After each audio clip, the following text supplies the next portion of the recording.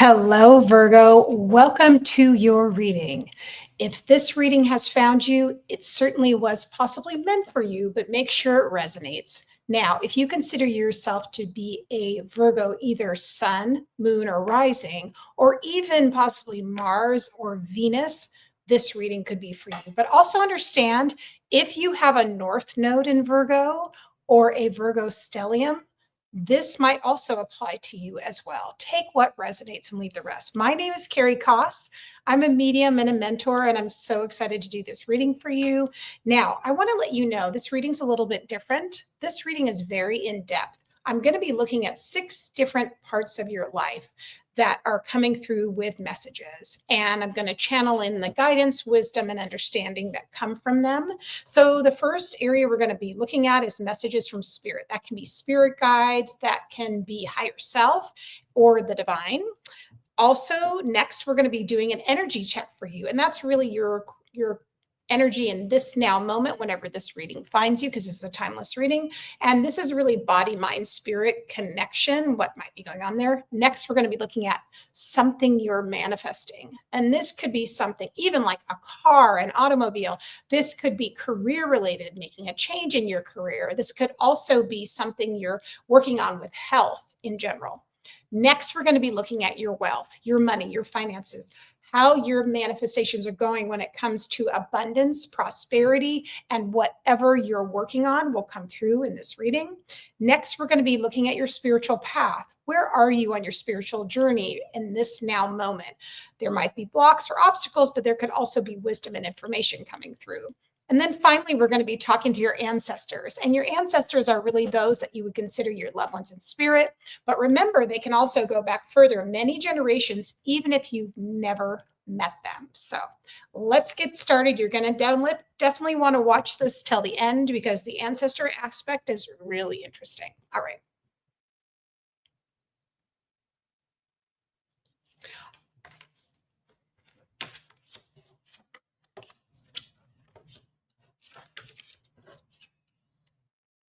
So it's so interesting. As soon as I'm in your energy, Virgo, I'm feeling a level of emotions. And I want to say, I feel as though this might resonate with you or not, but some of you might have lost someone recently, is what I'm sensing. I am feeling a lot of emotion and connection.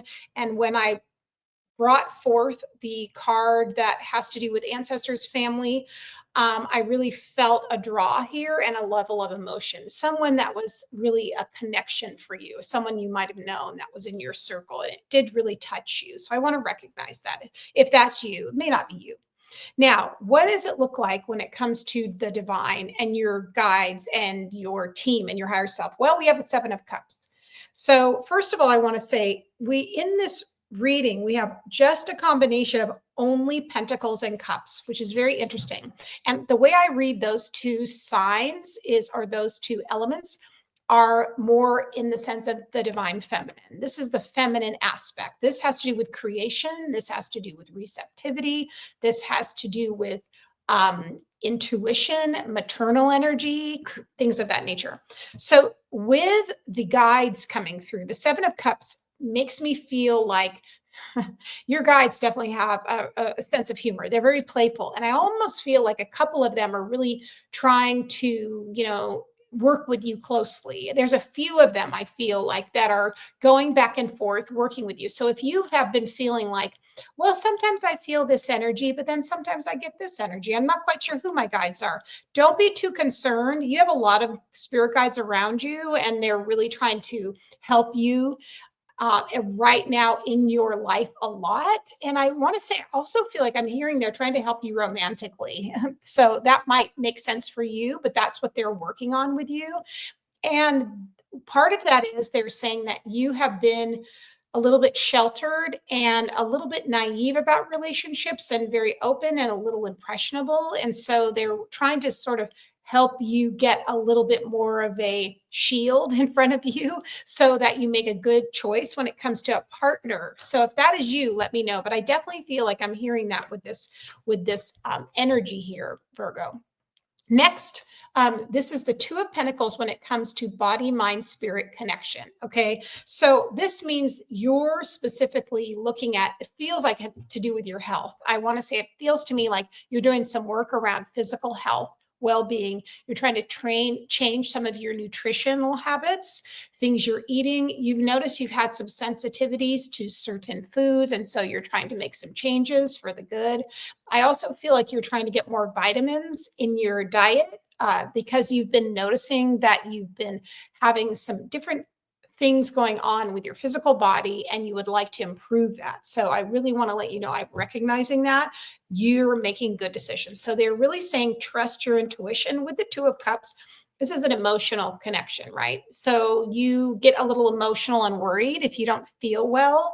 And so part of that decision making has to kind of balance out by doing things in moderation, not being too hard on yourself. Okay.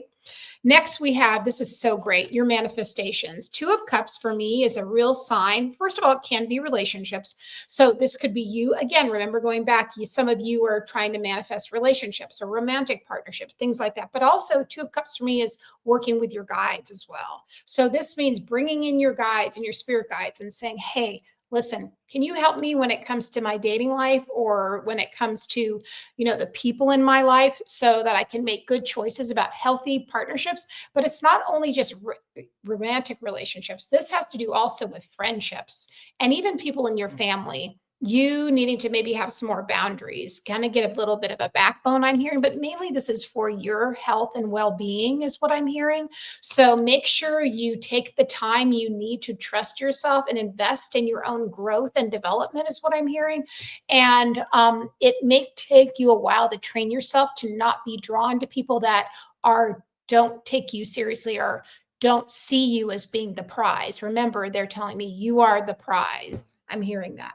Now, let's talk about wealth, finances, abundance. So right away, I want to let you know, I'm getting the Seven Pentacles in reverse. So I feel like I'm hearing that some of you might be overspending. That's what I'm getting. And that you don't want to look at your bills, your credit cards, or things like that. You're in denial a bit. And this, I'm hearing start over, start simple, this is just coming from your guides. They're saying start small. If you have a resistance to looking at your bank account or your checkbook, and if you have a resistance to looking at your bank statement, what they're saying is give yourself some grace and reprogram your interpretation of money. And understand you're punishing yourself with this by judging yourself very harshly. And that's really no way to live, first of all, but it also makes it really difficult for you to then want to have a better relationship getting more money and being able to embody money and hold the frequency of money. So they're really saying what they want to help you with change and looking at things differently. Okay. Next, we have your spiritual path. And this is where I was saying, like, beginning something. Ace of Pentacles is here. So this means that I feel like either you're newer on your spiritual path or you're in the newer stages of it. And I'm seeing this energy of you sitting in front of this table. It's like a round table. And I feel like either you've been doing things like practices that are more spiritually related, either getting like oracle cards or a pendulum, or maybe even some crystals or journaling, things like that. So you're trying to be more intentional. The main thing is, I'm hearing that some of you feel a little awkward with this. So I don't know if you can take that or not, but I am hearing that. So what they're suggesting is really keep it simple and have fun. It's not supposed to be hard. It's not supposed to be a chore. It's not homework is what they're saying. So they really want you to just loosen up a little bit and make it fun, make it playful. Make it like the simplistic days. They're also mentioning something about Sunday school when you were a kid. So I don't know if any of you can take that, but I hear, the fun thing about when you would go to church is what I'm hearing some of you. The best part of it for you was going to Sunday school and being able to go in color. So whether it doesn't have to do anything with your religious situation whatsoever, but they are saying something about making everything that you're doing fun and playful like you're a kid. So I wanted to lean into that is what they're saying. Okay, finally, and I love this. This is the ancestors coming in. We have this beautiful Page of Cups energy from your ancestors. And actually, the interesting thing is This same card came up in the last reading I did. And I feel like there's a male ancestor coming through. I want to say this, it feels very similar. And you may not know who this is specifically, but there's a male ancestor coming through. And I feel as though they are coming through when they're in their younger years and they're going out on an adventure. I feel like this ancestor would have maybe either worked on a boat or come over on a boat, something like that. But what they're saying, your ancestors are saying, take the adventure, do the thing that kind of scares you, try something new. They also they really want to build a relationship with you. They want to build a connection with you. And your ancestors can help you in so many ways when it comes to manifesting, when it comes to protection, when it comes to just getting insight and wisdom about different areas. The nice thing to do is I always leave an ancestor candle for my ancestors, either in the living room, the dining room, or the den, TV room, whatever that is for you. And then I venerate them. So I have a plant for them. I give them, coffee, tea, something to eat sometimes, and just thank them. And it's more than just thanking them. It's creating that opening to allow their energy to come in. And it's an incredible thing when you have them, because you can tell as you lean into this practice, when they come in and start helping you in different ways in your life, making things happen. So they are mentioning that. All right. I want to thank you so much for coming in, listening to this reading, and being here. It was so good to meet you. And if I haven't, I want to thank you so much for enjoying this reading. I hope you enjoyed this reading. Please be sure to like and subscribe, and I'll see you on the next reading.